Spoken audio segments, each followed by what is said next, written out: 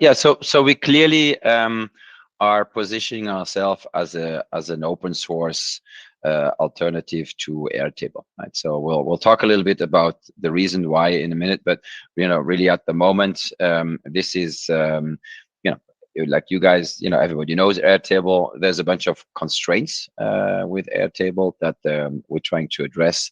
But you will see in a lot of our positioning, we're actually positioning ourselves currently as the Airtable alternative and probably the best open source no code database at the moment that's out there. There's also some others that are playing in that field, but it's quite limited, right? Because have you seen at the No Code Summit, there's not many open source players in the no code space, right? So I think that's something it's quite different from other areas in IT.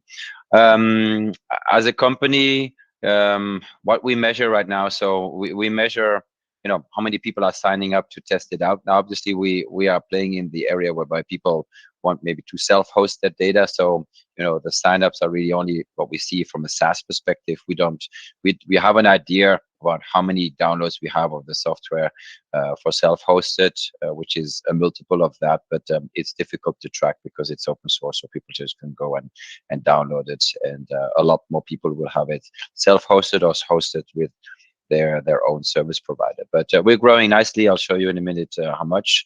The company is also pretty young, right? So like most of the companies in the no-code space, so founded in 2020. We are VC funded with 5 million euros.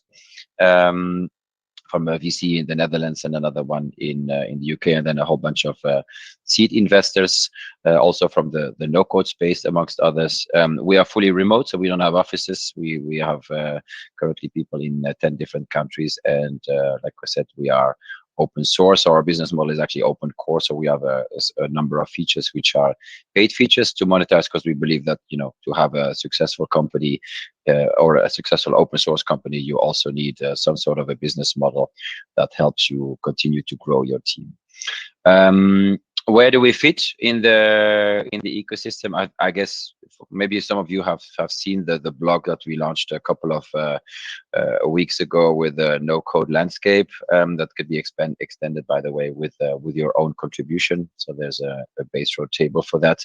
But we are clearly at the moment in the database space, right? So you can we compete. There's a NoCodeDB is probably the other open source database that we mostly are compared to, and then against Airtable and some of the other that you see here in the overview. We plan to move into some other areas, right? So we plan to move more also into the web app space moving forward. So we have a second developer team that we built that is going to focus on that, because we believe there's also a space for an open source version of all the companies that are sitting in that space. We do have a bunch of integrations that we'll talk about a bit later today with some workflow automation. So with Make, with Zapier, we like n8n as well because it's open source. And then there's a bunch of other tools that we're talking about integration at the moment. So Software is interested, Appsmith is interested, and a couple of others like Glide. So that we have also integration on the front end. What can you build with Baserow? So with Baserow, here's some examples. I presented that at the No Code Summit. So you can combine Baserow with some of these internal tool builders as a backend database to build your internal tools. You can combine it with Bubble or Glide or Software to build website and web apps. You can automate workflows out of Baserow with Zapier and Make, Pipeline, etc. You can do mobile applications with FlutterFlow. That's just one example. And then we have also a French company which is doing digital wallboards for Industry 4.0, so for manufacturers. And we are there, not just the backend database, but also where chef de production, I think it's production leaders, interact with the database, configure it, and extract some of the data for further analysis. And that's also a very interesting use case where we are combining Baserow with an independent software vendor. In terms of signups, it's going well. I would like it to go actually even faster, but for now, we've passed the 23,000 actually, and signups are currently at a range of about 50 per day That's about the average at the moment. The typical user is not different.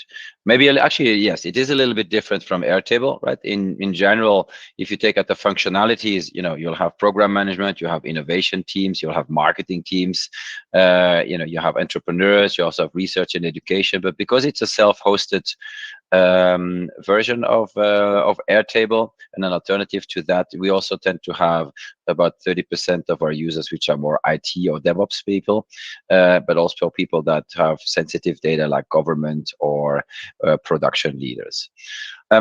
Why do we think we have a chance to compete effectively against Airtable? Actually, the whole project was initiated also because we had some Airtable users that were asking for an alternative, and it had predominantly to do, and I'll start here at the bottom left, is the fact that we are open source actually has a number of trickle down effect. One big effect is that because you're open source, actually you can also self-deploy, all right? And the self-deployment has to do with data governance, security, compliance, and you just mentioned it in your introduction. But open source also makes sure that there's much less vendor locking, right? Because imagine that we get acquired or that we disappear or our pricing goes crazy, then our customers have the code and they can continue to use Baserow in an interim period. So there's actually, for the business continuity, there's a lot more safety for the users.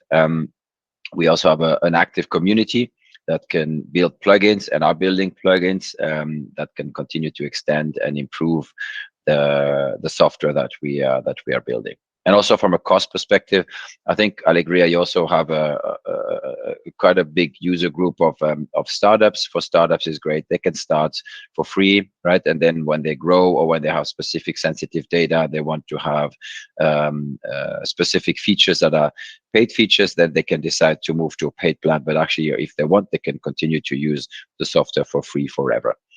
We also built the platform that way that it's API first, so that's important for organization in terms of interoperability. So in terms of extensions, in terms of integrations, that's very important because as soon as you get to a company of a certain size, you don't really go into a greenfield. Not everything is no code, right? There's a lot of other processes with existing tools, and Baserow is actually made to be integrated with any tool that is available that can talk to our API. And then the performance is an important one as well. We had a lot of discussion actually at the Nocode Summit with users that said, okay, we have this limitation if it's more than 30,000 rows, Airtable becomes a bit unstable. We also hit the limitation of the plan that we're in with 50,000 rows.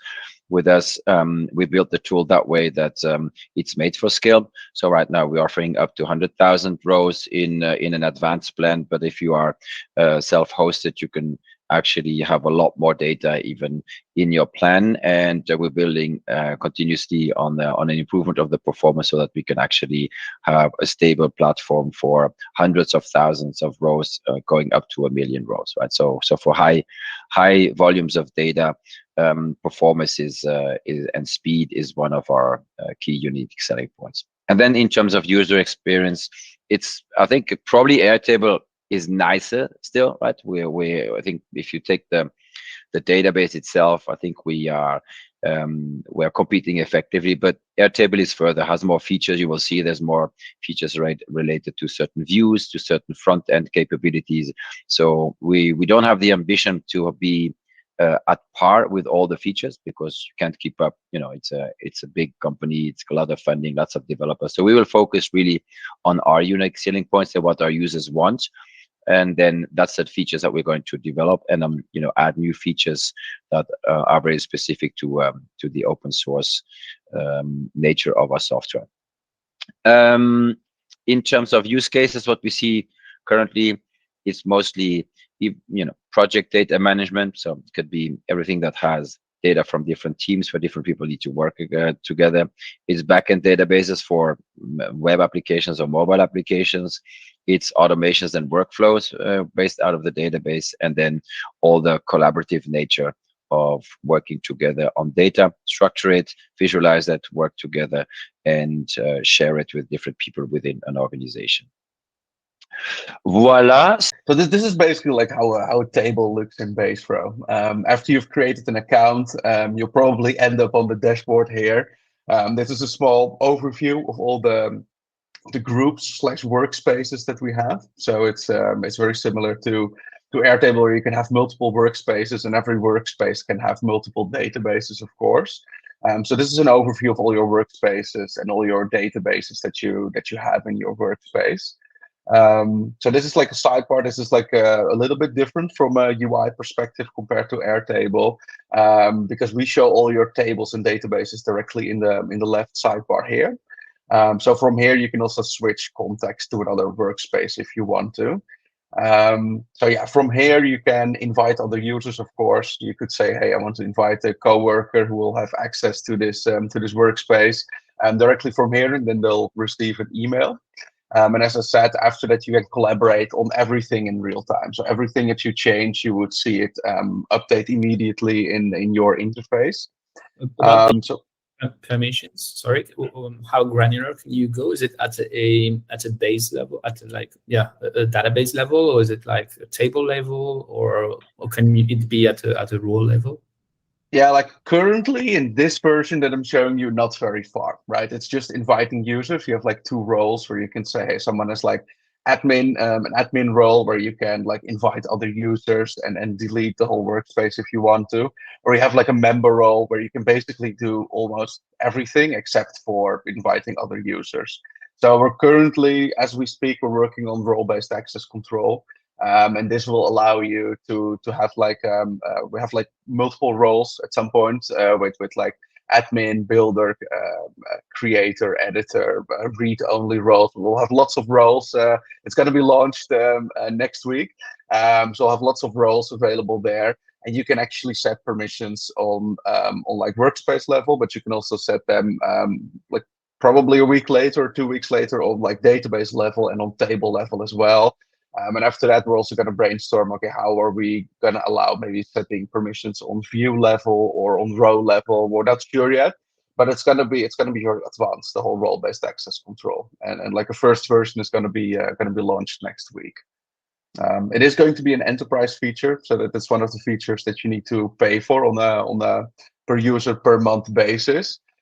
But it's also going to depend on the role that you have, right? So if it's like a read-only role, those are probably going to be free, and like an admin role is going to be a bit more expensive. Cool. So in the overview here, you see your database basically. Under the database, you see all the tables that you have here. So if you click on the table, it will open it, of course, and then you'll see all your data from there. So from the left side, where you can also like install from a template, for example. Even in like the self-hosted version, you have access to all our templates that you can quickly preview here. You could click on the button here, and then it will immediately install it into your workspace. From here, if you already have a database, you can also like create a new table. You could start from scratch. You could like import a CSV file if you want to. You can even paste like tabular data that we have here, and it will show you a preview of how it looks. We're not going to do that right now. Probably going to start with a new table. We also have like an Airtable import tool, before I forget to mention it. So if you already have data in Airtable, you could use our Airtable import tool to get all the data into Baserow. It's still in a beta stage, so like formula field conversion is not working. It doesn't import your views, but at least it will get most of your data in there, which is the most important part. Cool. So from here, we have like lots of field types. So we have the most common field types like single line text, multi-line text. We have a field type to make relationships with other tables, of course. This is what makes it so powerful. We have like numeric, rating, Boolean is basically like an on-off field. We have like date fields, all the field types that you're familiar with Airtable. You're gonna find them in Baserow here as well. For example, the formula field is especially very powerful. You'll see that the interface of the formula field looks a little bit like how it works in Notion. We think that's very powerful, that you can see all the fields that you have here, all the functions that you could use, constants, everything that you might need. Are you And about? we say, you could basically say, if I let me make sure. As soon as we have the connection, like the link, Exactly. can access everything, right? We don't have to. Okay. Yeah, you don't have to create a lookup field first. You could basically say, hey, I'm going to use this lookup function, which is very similar to the lookup field, only it doesn't actually create the lookup field for you. But you can go many levels deep here. You could say, okay, I'm creating this lookup field. You could provide the name of the field that holds the relationship, which in this case could be like project team, for example, which is a relationship to the team table. And you could provide the name of the field in the teams table, and then you can actually use those values directly without actually having to create the lookup field. And you can go many levels deep if you actually want here. Yeah. Yeah. So that's a huge difference, I think. We think as well. Yeah. Simplifies the development here. Yeah. Yeah, exactly. And we even have like filter functions as well, right? So if you say, hey, I want to get all the relationships that are in here, but they need to match certain filters. It's a bit, we don't have that much documentation for it, but you can actually use all the filters that you would normally create to filter on the data here. So you could say, hey, give me all the team members that have a, I don't know, a specific role in that team. Give me all the developers that we have a relationship with, for example. You can actually make super powerful formulas here. Yeah. And Arno in the chat is asking if it's the same when you do an API query. I guess it is, right? Yeah. Currently not. You cannot use like the formula language when doing an API query. This is something that we're probably gonna add at some point, but it's gonna be like, if you have like a 200,000 rows, for example, in your table, and you have a very complex formula that you add, it could take like 20-30 seconds to generate all the data, right? If you allow this directly via the API, your API endpoints could become really slow. So you probably want to pre-create the formula as a field in your table, and then use that value directly in the API. Yeah. Got it. Cool. All right. Yeah. So what you see, you have with like lookup field here as well. We have like a very powerful file field as well with like rich preview types of every file that you might have. So if you upload like videos, audio, you can all preview it directly in Baserow. PDF files. You can all do that. Cool. So from here, you can also create filters, as you all know from Airtable. We have lots of different filter types for every field type that we have. So you could go very deep. And these are also like the filters that you can literally use in the formula field if you want to. And this is also like one of the differences with NocodeDB, for example. We spend a lot of time on like the small details. So if you, for example, add a filter like this, and you show the data and you would want to, you make a change here, you immediately want to see, okay, hey, it doesn't match the filters anymore, right? It's going to disappear from the view as soon as you click outside of it. And these are all, this is like a level of detail that we put a lot of, that we invest a lot of time in, right? And this is something you would also not see with NocodeDB, for example. There you would need to refresh the whole table to actually see the changes that are happening. So it's possible to like share a view publicly. So from here you could restrict it with a password, remove the logo, whatever you want to do. This is like a read-only mode of the view, of course, that you could share publicly, very similar to Airtable. We have like row coloring here as well. This is like a paid feature. And we actually have the choice to choose for like this flag on the left side of the row, similar as to with Airtable, for example. But you can also say, hey, but I also want to set the background color, for example, of a row when it matches this, for example. So that's pretty powerful, right? You can have very advanced row coloring here if you want to have it. I'm going to remove it for now. Cool. So we have like drag and drop ordering. As soon as you haven't sorted on any of the fields, you can drag and drop order everything in the right position. What you'll see here, this is slightly different from compared to Airtable. You'll see here the unique identifier of the row. You can actually choose whether or not you want to see the row identifier or the count, same as with Airtable. It's optional here. And also here you can drag and drop everything in the right position, exactly how you want it for this specific view. We also have like footer aggregations, as we call them, where you can, well, you probably have seen it in Airtable as well, where you can say, for every field type, we have like specific footer aggregations that you could use. In this case of a date field, you could say, hey, I want to get the earliest date or the latest date or something like that. Search functionality is also available, of course. It will do like a search. You can choose, this is also different from Airtable. You can choose whether or not you want to hide the not matching rows. So you could say, hey, I want to see all the rows, and then I'll just see the cell that actually match the search query, or I only want to see the rows that actually match this search query. So it's all optional. What do we have? You can export data, of course. You could say, I want to export a JSON, CSV, XML. You can even have character encodings. If you're a bit more technical, that could be very useful in certain scenarios. You can import additional data into your row. So if you already have a CSV file and a table and you want to add that data in, you can also import that. We have webhooks as well. This is something that Airtable doesn't have. So you could create a webhook where you could say, hey, if, I don't know, if a row is created, for example, I want to call maybe this URL. It's probably not going to work because this API doesn't have this endpoint open, but you can have like a webhook. So every time I would create a row, it will actually call this webhook. So it's very nice to build integrations that way with Baserow. And it's very user-friendly as well. You can trigger a test webhook to immediately see whether or not it worked.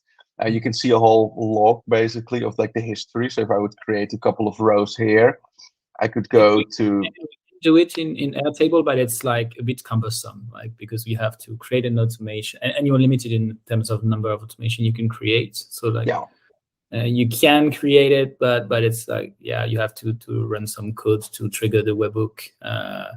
It's not as easy as it is here. Yeah, and here you can run as much webhooks as you want, right? For us, especially if you self-host, it doesn't matter. You can actually see like a history of like, here it doesn't actually work because this endpoint doesn't accept, but you can actually see a whole history of how successful it was and what the request and the response logs were. It's quite powerful, to be honest. One question from Alexi in the chat. Maybe he's anticipating on what you want to show, but he's asking if you have views like Kanban, forms, and so on. Yeah, certainly. So from here, you can click on like the views. You could say, hey, I want to create like a gallery view, for example. You can, yeah, it's quite, I don't have like file field, but it's very similar to what you'll see in Airtable, right? You can choose which fields you would like to show here. You have like filter, sort, public sharing, row coloring, all the functionality that you would expect is in here. Of course, we also have like a Kanban view. So from here, you could say, hey, I want to group it by the category. Doesn't make that much sense for this example. It makes more sense to use it for like a tasks table. But that's definitely out there as well, right? So you could drag and drop it wherever you want. You can filter, share, add row coloring. Yeah, all the functionality that you would expect is in here, of course. We also have like form functionality, definitely. So you can choose here, okay, which fields do I want to add to the form? You could say, hey, I want to add like some random title here. We have like form conditions as well. So you could say, hey, this field is only visible if the name field contains test, for example. These are all the same filters that you would also have when normally filtering on the data. So yeah, it's pretty powerful. You can upload your own logo here. You could add a cover image. You can choose what kind of action you want to do as soon as the form has been filled out.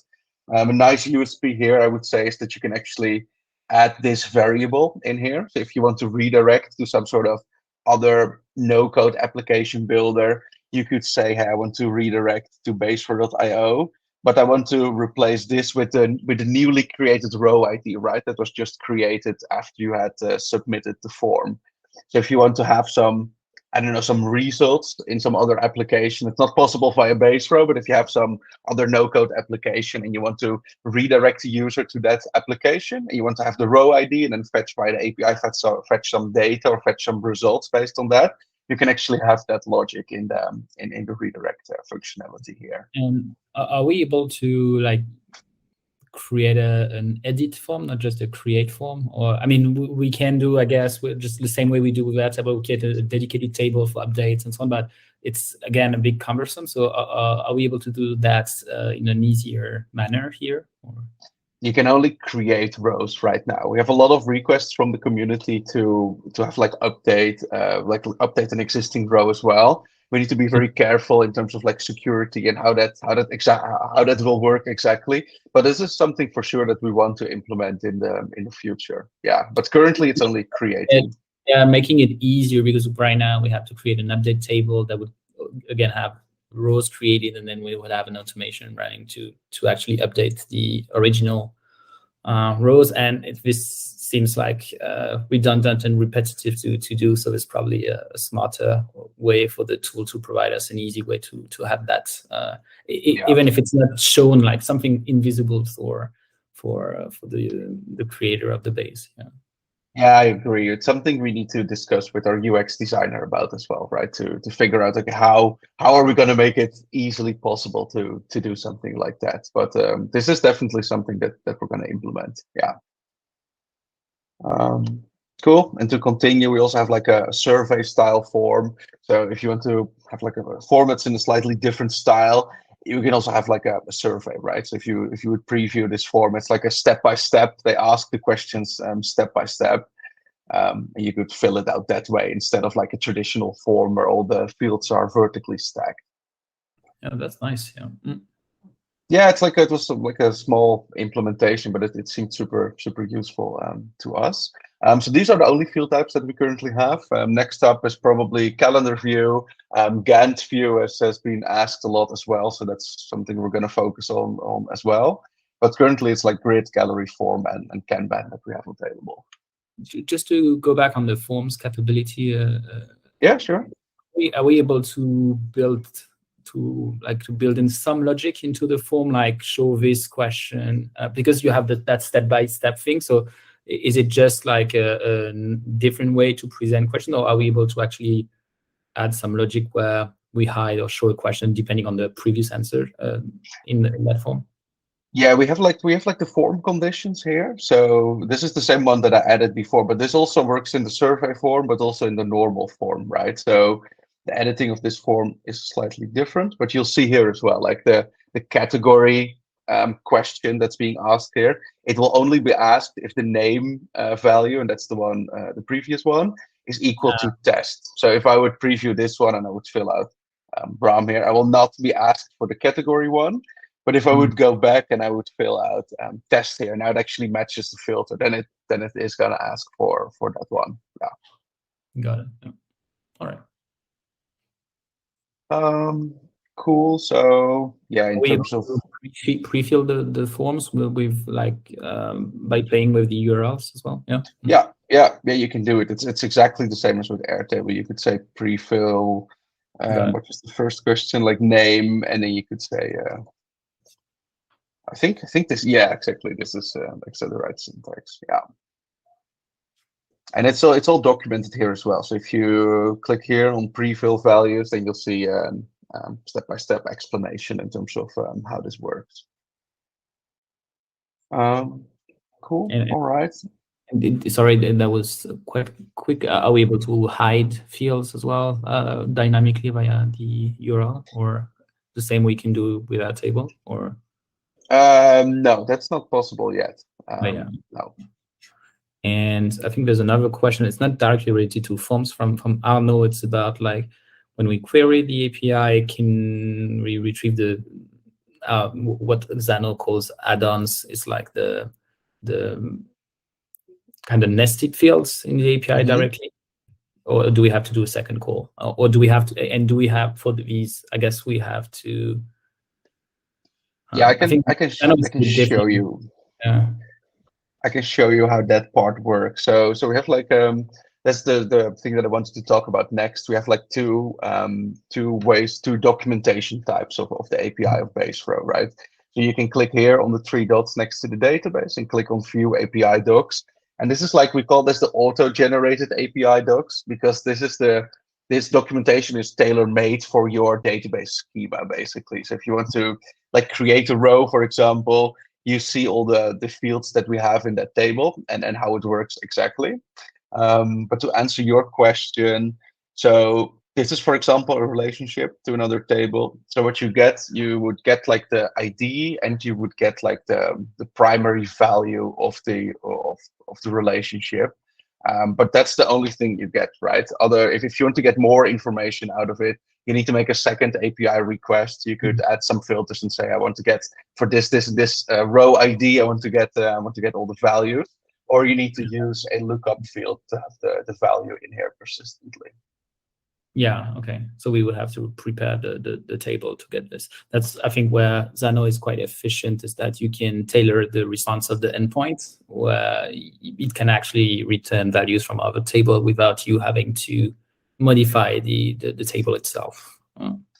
Yeah, it could be pretty powerful to at some point have something like that as well, where you can choose which values you want to return in the API, maybe via like a query parameter, but yeah, it's you also need to keep performance in mind as well. It's yeah, it's all good ideas. We had other people in the community ask for it before.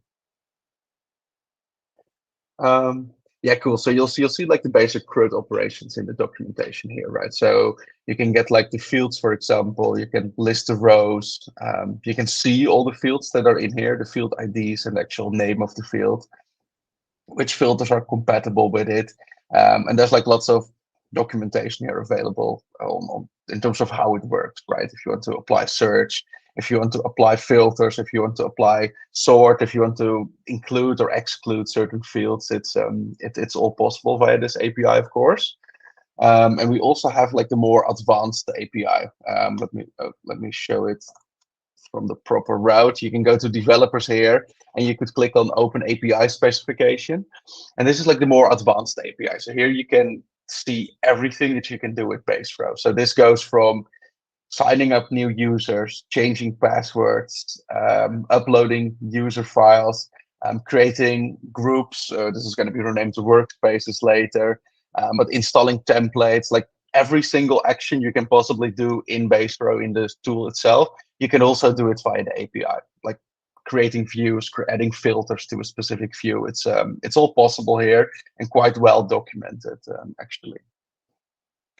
So yeah, this is pretty huge. Assuming it must open a lot of use cases. Yeah, exactly. We spoke with a lot of people on the Nocode Summit who confirmed that they were super excited about this whole API first approach. And another nice USP of Baserow is you can create like multiple API tokens if you want to. So in Airtable, you can only have one token, and it's tied to the permissions of your account. What you can do with Baserow is you could say, hey, I'm creating this API token for this public static HTML page. So let's say you have like this static website, for example, and you want to use the API of Baserow to load some data in there, just to make it a little bit more dynamic. You could do so. You could create an API token, and you could actually say, okay, what kind of permissions does this API token have? So you could say, hey, I want to give it only read access to the projects table, for example, or maybe it should only be able to create new rows. You can actually choose the permissions exactly the way how you want to, so that you can safely expose your API key publicly in something that's public, right? So it's quite powerful. You could see your API key here, and you could go directly to the documentation to in order to figure out how to use it. Yeah, cool. So apart from that, we have like quite powerful like undo redo functionality. So we have like keyboard shortcuts for that, but we also have like commands. You could delete stuff, and then it's actually moved to the trash, for example, where you can see all the deleted items that you can restore. Yeah, it's quite powerful, and because we're also open source and the architecture of Baserow is very modular. Like if you ever have a customer or a client who says, hey, I need this very specific functionality, but Baserow doesn't offer it, you can actually create plugins for it. Like everything can be extended in Baserow. You need to write code for it, so you need to know some Python and some JavaScript to actually do that. But if you want to create like a custom field type for a user, you can actually create that. If you want to create a custom view, you could create it. It's super powerful. Like everything can actually be extended. Like additional filters, it's all possible.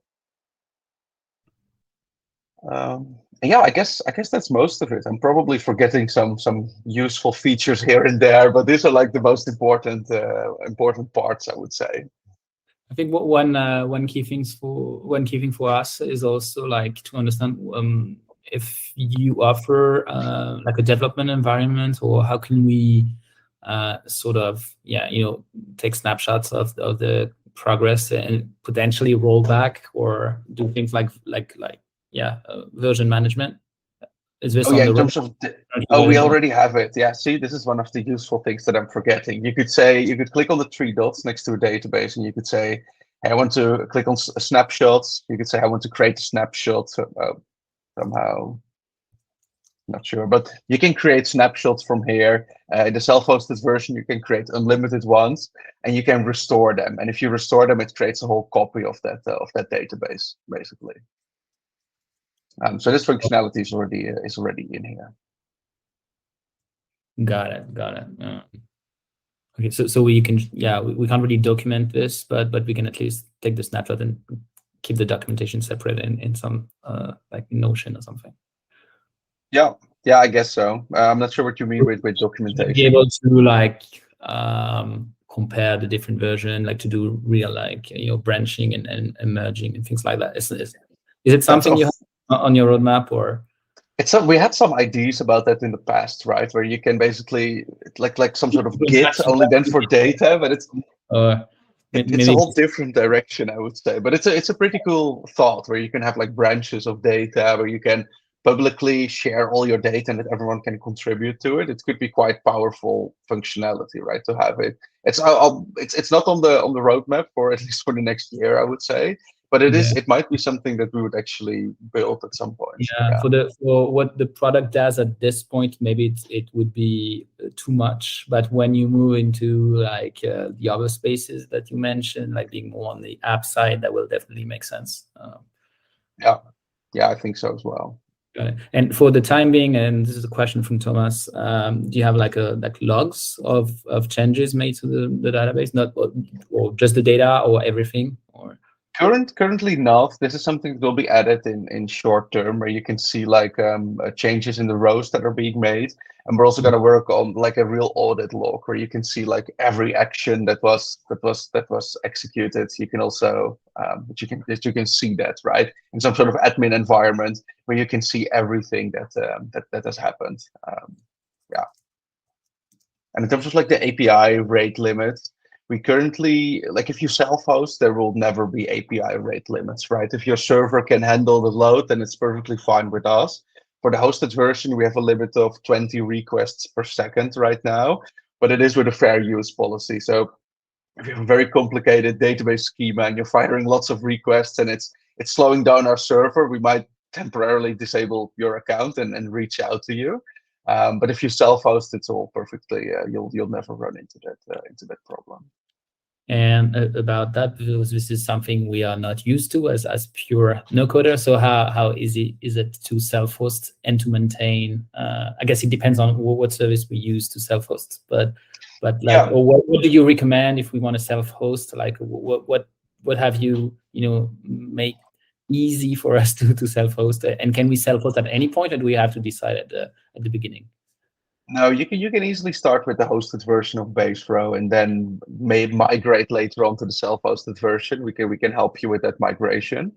What do I recommend? Like, we have lots of platforms. It depends a bit on how technical you are and what kind of technologies you're comfortable with. If you're comfortable with Docker, I would highly recommend to go with Docker. That's by far the simplest way, but you need to have the technical experience for it. If you have not, I highly recommend CloudROM. I'm not sure if you ever heard of it, but CloudROM is like a platform that you can actually self-host as well. So you would get a server somewhere, maybe a DigitalOcean in like a French data center. You would install CloudROM, and then in CloudROM, you can use it to install other self-hosted apps like with one click, right? And it's super easy to set CloudROM up. So they have like a whole app store, and Baserow is also in there.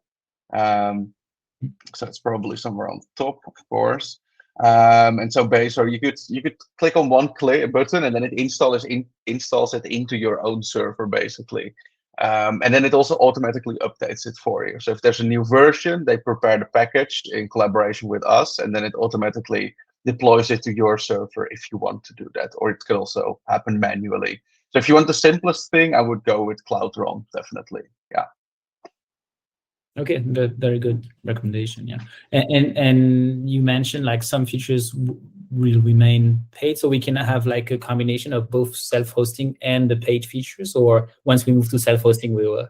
No, I guess we can. Okay. Yeah, like all the features that are paid, they're also available for self-hosted as well, right? It's it's very important for us to offer those features to the self-hosted version as well. So yeah, those will definitely be available for always. You often have like more functionality in the self-hosted version actually, because if you self-host, you can have like admins in the system, and if you're on the paid plan, you also have like admin user management, things like that. So this is especially useful for like very large organizations who work with like 1,000 people in Baserow, for example.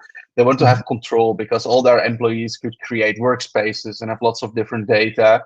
And if you fire someone or someone is terminated for whatever reason, you could disable their entire accounts via the admin user management. It's like a must-have feature for large organizations. So you'll have more features in the self-hosted version, actually.